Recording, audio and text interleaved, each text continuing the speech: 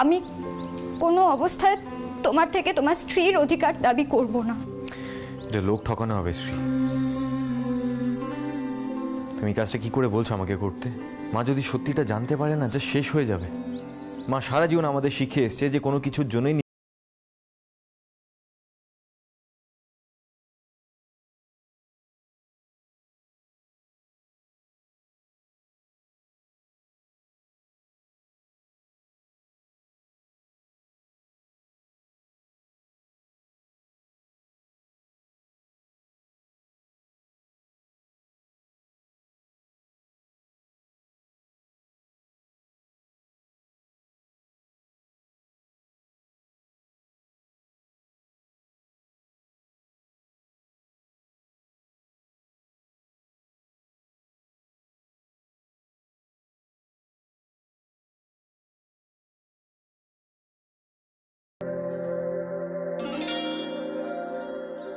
শ্রী, তোমাকে নিচে বৌদি ডাকছে, চলো।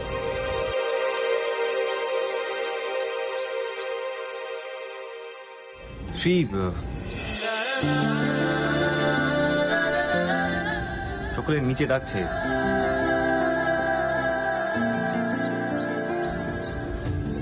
কাল রাতে সেট এসেছিল মিঠাইয়ের সঙ্গে কথা বলতে। দাদা ভাই এসেছিল? কখন এলো? মানে আমি তো দেখতে পেলাম না। অ্যাপারেন্টলি বেশ রাত করেই এসেছিল। সো দাদার ঘরে ওর মিঠাই ডিভোর্স নিয়ে কথা বলছিল, অ্যান্ড তারপরেই সামহাউ দরজা লকটা ভেঙে যায় অ্যান্ড ওর ভেতরেই আটকা পড়ে গেছিল। আর রাতের দিকে তো বেশ ভালো জ্বরও এসেছিল সেটে। দাদা ভাই জ্বর এসেছিল? ইস, এত কিছু ঘটে গেল, আমি কিছু জানতেই পারলাম না। শ্রী, তুমি চিন্তা করো না, সেটা এখন বেটার আছে। দরজা ভাঙা হয়েছিল, so everything is all right now. আমি দেখে এসেছি। বাই দ্য ওয়ে, তুমি টাওয়ালটা এখানেই মেলে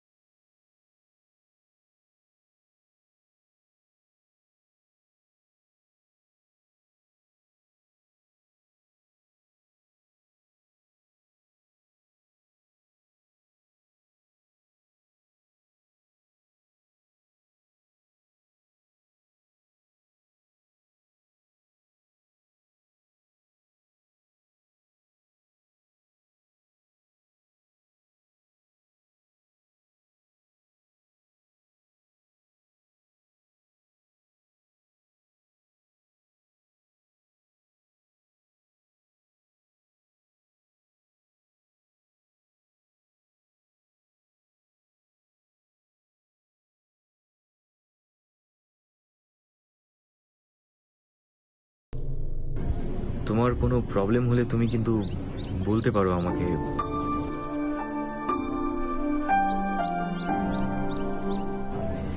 আমি জানি আমাদের পরিস্থিতি খুবই অদ্ভুত, বাট কোনো দরকার পড়লে without any hesitation you can tell me.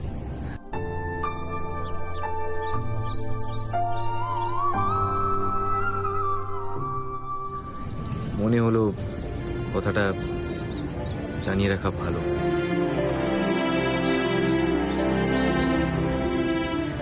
কাল রাতে তো শুধু তুমিই কথা বলে গেছো, আমি তো বিশেষ কিছুই বলিনি। দাদা বৌদি নিচে আছে, সো তুমি যেভাবে বলেছো আমরা সেইভাবেই বিহেভ করব, রাইট? সো শ্রী, এইভাবে সিরিয়াস ফেস করে থাকলে কিন্তু অনেকের মনে অনেক কোয়েশ্চেন আসতে পারে। So please cheer up. Sorry. এবার ঠিক আছে তো? বেটার।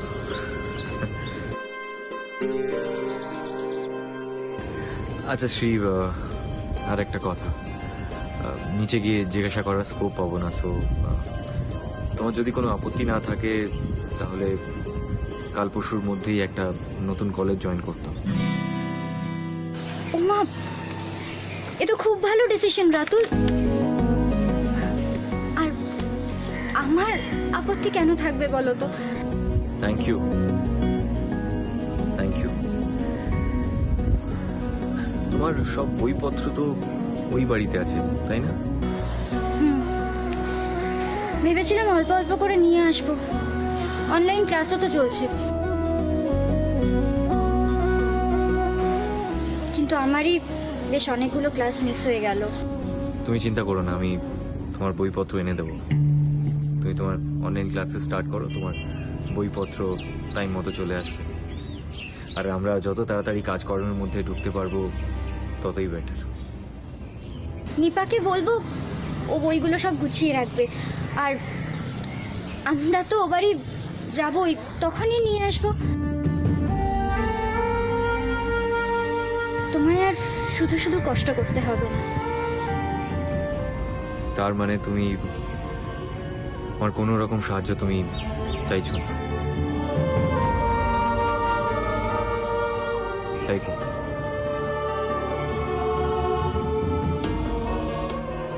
হলো বলি, কপত কপতির বকম বকম শেষ হলো? এদিকে খিদে যে পেট একেবারে চুইচুই করছে। নন্দা, ও নন্দা, বলছি তোমার দেওর আর যা তো একে অপরকে একেবারে চোখে হারাচ্ছে। চোখে হারালে তো আমি বেঁচে যাই। সে সাত সকালে দুজনে ঘুম থেকে উঠে পড়ল। এই তুমি ওখানে দাঁড়িয়ে ওদের তাড়া দেবে না তো?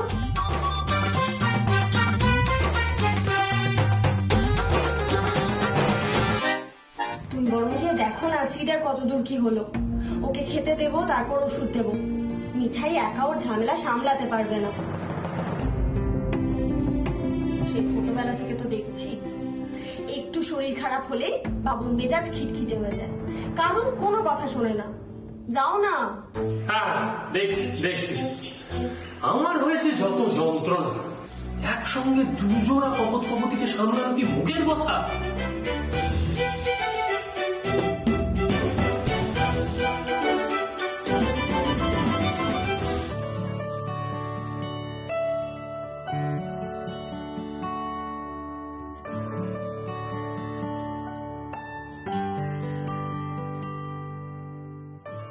আমার মাকে আমি রোজ কষ্ট পেতে দেখেছি। আমার মা কিন্তু বিয়েটাকে খুব পবিত্র বলে মানত, কিন্তু রোজ কান্নাকাটি করতো, রোজ কষ্ট পেত।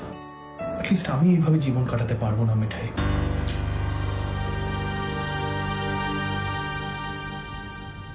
ঘুমের ঘরে কতগুলো পার্সোনাল কথা বলে ফেললাম আমি তুফান মিলকে।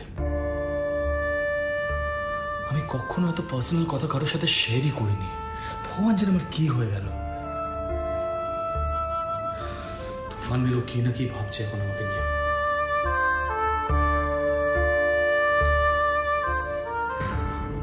আমি না মাঝে মাঝে নিজের বিহেভিয়ার দেখে নিজেই সারপ্রাইজড হই যে কেন এত অদ্ভুত বিহেভ করছি আমি। সিদ্ধার্থ, তোমাকে কিন্তু এবার কিছু খেয়ে তারপর ওষুধটা খেয়ে নিতে হবে। না না রাজিত, ওষুধের কোনো দরকার নেই, আমি বেরোবো। আরে বেরোবে মানে কি বলছো কি তুমি? একদম খালি পেটে তোমায় বেরোতে দেওয়া যাবে না। আরে কালকে কত জ্বর উঠেছিল বলো তো? রাজিত প্লিজ, আমি কাল রাতেই ঘরে আটকা পড়ে গেছিলাম। নিশ্চয়ই ওই তুফান মিল তোমাদেরকে সবকিছু বলেছে। আমার কিছু হয়নি, একটু হালকা টেম্পারেচার রাইজ করেছিল, এখন ফিট আছি, ওষুধ লাগবে না আমার। বড় জামাইবাবু, দাদু লাট সাহেব নাতিকে বলো কি, লাট সাহেবই পড়া দেখানোর জন্য না শরীরে শক্তির দরকার হয়।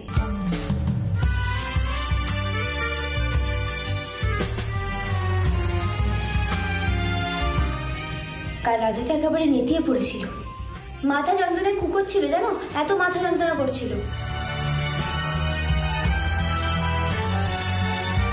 আজ যেন একদম বাড়াবাড়ি না করা হয়, নাহলে মিঠাইও দেখিয়ে দেবে যে মিঠাইয়েরও রাগ আছে। দাদু লাট সাহেব নাতিকে বলো কি, লাট সাহেবই পড়া দেখানোর জন্য না শরীরে শক্তির দরকার হয়।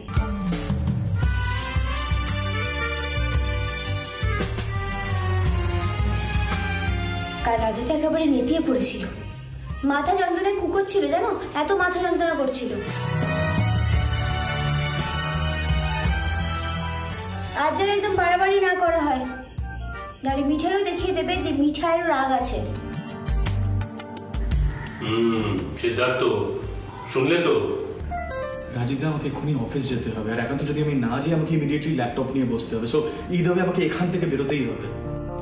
বড় জামাই বাবু, এই শরীর নিয়ে রাস্তায় বেরোবে গাড়ি নিয়ে? ঠিক আছে, আমি আমি দাদুকে ফোন করছি, দাদু বললে নিশ্চয়ই শুনবে। রাজীবদা, ওকে বেশি পাকামি করতে বারণ করো তো। দাদাকে জানানোর তো কোনো দরকার নেই, শুধু শুধু কেন একটা মানুষকে টেনশন দেবে? আমি কি বাচ্চা নাকি যে নিজের শরীর বুঝতে পারি না? হ্যাঁ, আমার না এত বাড়াবাড়ি পছন্দ না মিঠাই।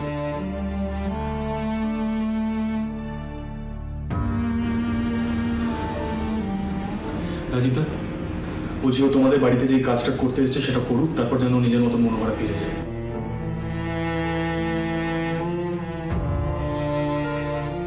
ওকে আমাকে নিয়ে একদম মাথা ঘামাতে হবে না, ওকে বলে দেবো। আমার না প্রচন্ড অস্বস্তিকর লাগে এইসব দেখলে। ঠিক আছে, ঠিক আছে বড় জামাই বাবু, মিঠাই কিছু বলবে না। সত্যি তো, মিঠাই কেন অন্যের বিষয়ে কথা বলবে? আমি কে?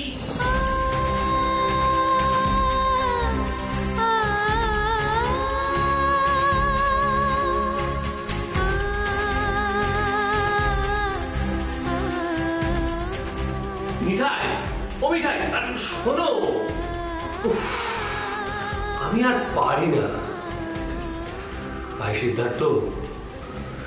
এত উদ্বেগ, এত যত্ন, এগুলো অবহেলায় দূরে ঠেলে সরিয়ে দিও না ভাই। অনেক ভাগ্য করে মানুষ এগুলো পায়। যারা একা থাকে তাদের জিজ্ঞেস করো, জানতে পারে। তোমার যে ওই পুলিশ বন্ধু আছে না, রুদ্র, ওকে জিজ্ঞেস করো, ও তোমাকে বলবে। বুঝতে পেরেছো? প্রবলেম হচ্ছে রাজিতা, মিঠাইয়ের কনসার্ন গুলো না কেমন অদ্ভুত হয়ে গেছে। মানে দিদিয়া যদি তোমার বিষয়ে এতটা কনসার্ন হয়, ইটস নর্মাল, ইটস অ্যাকসেপ্টেবল, কিন্তু আমার আবার সম্পর্কটা সেরকম নয় রাজিতা।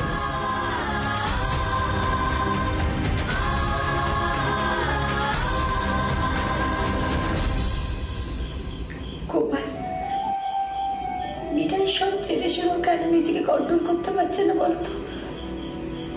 আরে বাবা, দুদিন পর তো সব চোখে মুখেই যাবে। আর এখনই বা কি আছে মিঠাইয়ের? উচ্চ বাবার সাথে তো সম্পর্ক নেই, আর মিঠাই একদম সম্পর্ক রাখতে চাইলে তো আর সেটা সম্ভব নয়। সবাই সবাই মিঠাইকে হ্যাংলা ভাববে না? মিঠাই কেন ইনসাল্ট হবে শুনি? এনিওয়ে, আমি বেরোনোর আগে একবার স্ত্রীর সঙ্গে দেখা করে যাই। আসলে রাজিদা, আমি চাই না রাতুল আর শ্রী আজকে ওই বাড়ি যাক, কারণ আমার এমনিতে কাল রাতে একটু টেম্পারেচার রাইজ করেছিল। আমি ফেরার পথে বরং একবার ডক্টর আঙ্কেলের কাছে গিয়ে চেক আপ করিয়ে নেবো, যদি কোনো টেস্ট করতে বলে করিয়ে নেবো। তাই ভাবছিলাম যে ওরা যদি আজ অ্যাভয়েড করে তাহলে বেটার হয়। হ্যাঁ, এই কথাটা তুমি ঠিকই বলেছো। আচ্ছা সিদ্ধার্থ, তুমি একটু বসো। তোমার দিদিয়া তোমাকে না খাইয়ে ছাড়বে বলে তো মনে হয় না। আমি দেখছি শ্রী কোথায় আছে। সিদ্ধার্থ, পালিয়ে যেও না ভাই, দয়া করে। তোমার দিদিয়া যদি দেখে তুমি না খেয়ে এখান থেকে চলে গেছো, তাহলে কিন্তু আমাকে আস্ত রাখবে না, কেমন? একটু বসো প্লিজ।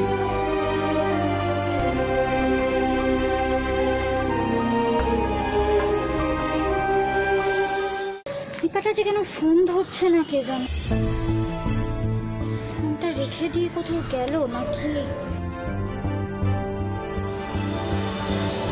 হ্যালো নিপা, কি রে, কোথায় ছিলিস এতক্ষণ? একটু বারান্দায় ছিলাম রে, বল। বারান্দায় দাঁড়িয়ে ছিলিস ফোন ছাড়া? তুই সেলফি তুলছিলিস না? কি হয়েছে বলতো তোর নিপা? ওসব এখন আর ইচ্ছে করে না রে। আচ্ছা তুই বল, ওদিকে সবকিছু ঠিক আছে তো? তুই ভালো আছিস শ্রী? হ্যাঁ ভালোই আছি। আচ্ছা শোন না, বলছি কাল রাতে এখানে দাদাভাই এসেছে আর বাড়িতে কাউকে কিছু না বলে এসেছে। এখানে আসার পর আবারও জ্বরও হয়েছে।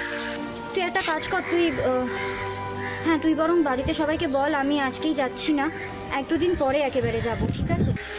ও দীপা, আরেকটা কাজ আছে। বলছি তুই প্লিজ আমার বইগুলো একটু গুছিয়ে দিবি। রাতুল যাবে বলছে, তাহলে তুই একেবারে আমার বইগুলো নিয়ে ওর সাথেই চলে আসবি। শোন না, এখানে মিঠাই আছে, আর মিঠাইকে তো আমি কোনোভাবেই এত তাড়াতাড়ি যেতে দিচ্ছি না। আর তুইও যদি আসিস তাহলে তুই, আমি, মিঠাই, দিদিয়া 4 জনে মিলে খুব মজা করবো। চলে আয়, বুঝলি? নানা শ্রী, রাতুলকে পাঠানোর কি দরকার? রাতুলকে পাঠাতে হবে না, আমি বরং বাবাকে বলছি, বাবা তোর বই টইগুলো গুছিয়ে দিয়ে আসবে।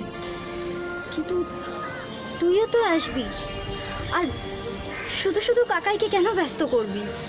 না শ্রী, আমার না আজকে যেতে একদম ইচ্ছে করছে না। আর তাছাড়াও জানিস, মা বলছিল কি সব দোকানে যাবো, তো আমাকে মায়ের সাথে যেতে হবে রে। আমি বাবাকে বলছি, বাবা সব গুছিয়ে দিয়ে আসবে তোকে। তাহলে তুই আমাদের এখানেও আসবি না? ও আমি বুঝেছি, তুই আমার কথা মানবি না তো? নে রাতুলের সাথে কথা বল।